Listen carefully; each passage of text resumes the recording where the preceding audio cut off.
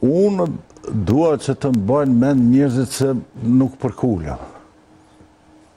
Nuk dorëzohem. Nuk jam njeriu që s'kam humbur, me 1000 herë kam humbur. Nuk jam njeriu që s'kam hangër goditje.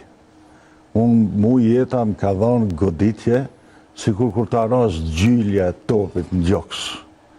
Jam rrëzue, për herë kam thonë se unë dorëzohem do shkoj zhak, kam me rujt ftyrën më s'me mra në loq, po më ka ra dhe ftyrën në loq, se jeta godet pa më shish.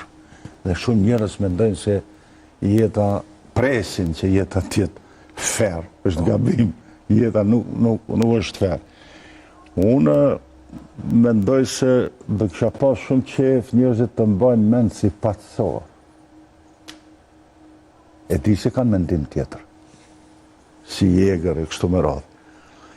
Politika ime nuk ka shkaktu viktima, ka shkaktu konflikte politike të menaxhueshme. Mos mendoj kush se ka qenë lehtë kjo, ndeshtë mençurikë, që të arrihet deri te kjo.